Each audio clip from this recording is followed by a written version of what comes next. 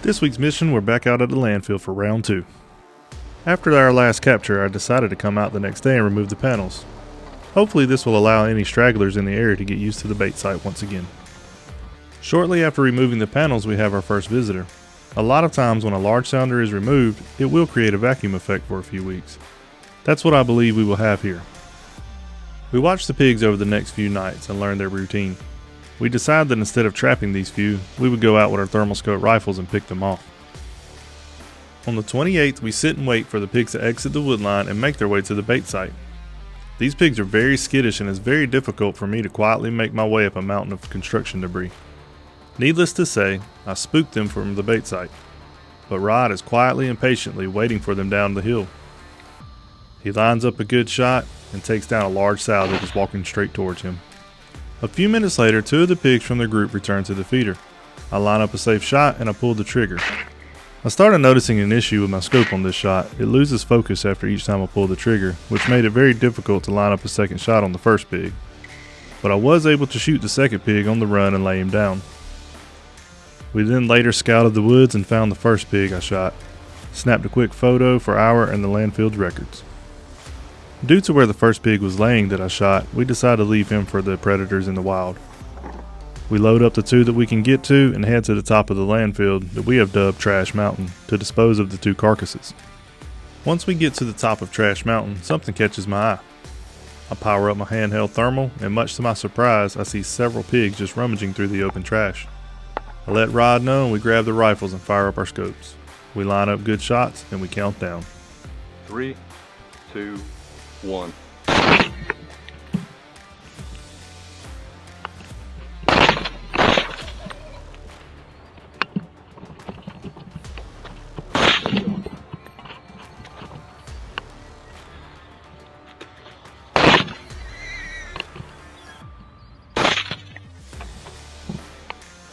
We let the dust settle and continue to scout the area. Doesn't take too long and we see 5 more pigs just rooting in the trash. Again, we fire up the rifle scopes, line up the crosshairs, and we count down for simultaneous shots. 3, 2, 1. We laid 2 down and got 1 on the run. As we're getting ready to call it a night, we decide to scan one last time. And wouldn't you know it, we see a sow and her piglets crossing the road. We grab our rifles, line up on the pigs, and take our shots. Again, I noticed that the focus on my rifle was causing me not to be able to line up multiple shots. It is worth noting, however, that after this project was complete, I was able to contact my rep and he replaced my scope with 0 questions. Rod and I collect the carcasses, and then we take them to the top of Trash Mountain. We line them up dress right dress, and we snap a quick photo for our and the landfill records. We took a night off and decided to come back on the 31st. We set up behind a dozer to keep the wind from giving our position away. We sit for about an hour and Rod looks up and sees the sow headed directly at us. He turns his scope on, lines up a safe and lethal shot, and lays her down in her tracks. A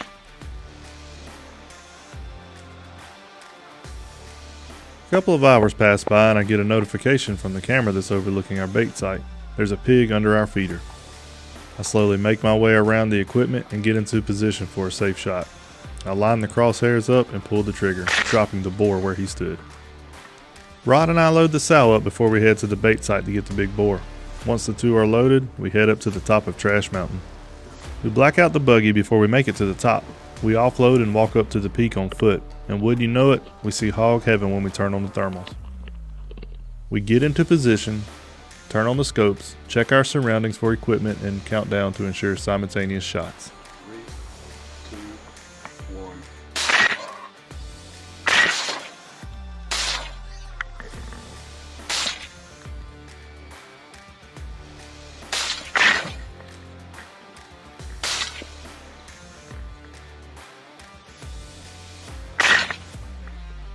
Between Rod and myself, we take down 7 of 9.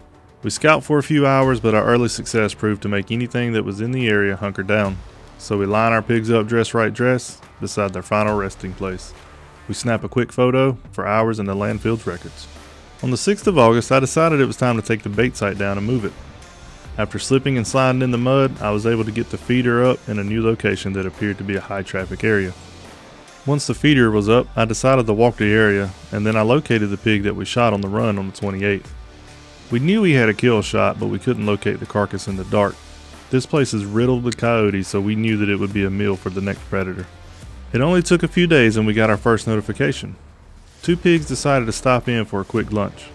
5 days later, another pig stopped by.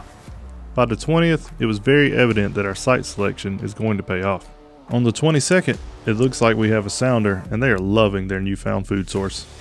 Also on the 22nd, a pig stops by that you may recognize from a previous video, Old Spot.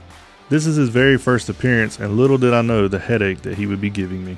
I watched the sounder over the next few days and I decided that my target package is 13, 4 adults and 9 juveniles. Step 2 of our capture success matrix is proprietary and not shown on our YouTube channel.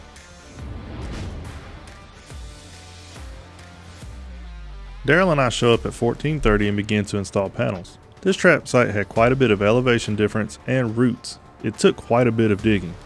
This honestly may be the hardest Daryl has worked since he's been employed with us.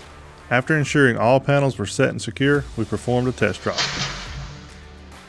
We lifted the gate and inserted the safety pin.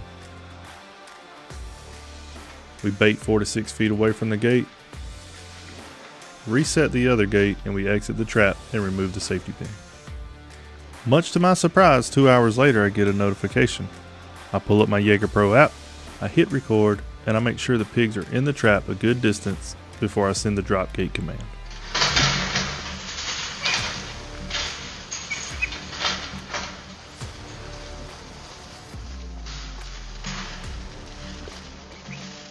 While I'm waiting on Rod to come to the trap site, I realize I miscounted before dropping the gate. Yes, even professionals can make a mistake.